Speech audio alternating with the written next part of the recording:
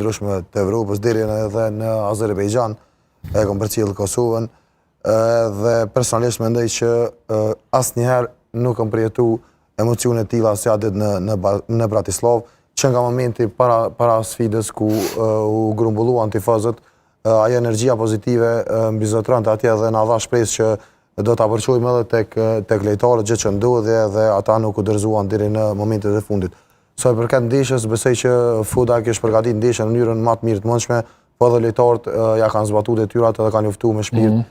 deri në sekondën e fundit, u pa një dëshirë, një grind, edhe ato deklaratat si të trajnerit, ashtu edhe të lojtarëve para ballafaqimit nuk ishin vetëm deklarata, por edhe u zbatua në fushë. Pra,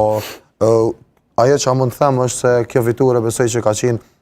më e rëndësishme në histori të kombëtarës sonë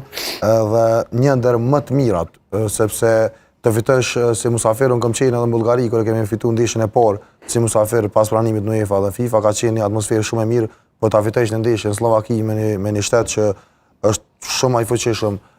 dhe ka përvojë shumë më të madhe se sa ne në futboll, na le të shpresojmë që e ardhmja jonë është shumë e ndritër, edhe asgjë nuk është e pamundur, sepse nëse qysh tha edhe sulmuesi Fisnik Aslani, nëse edhe Suedia, Slovenia dhe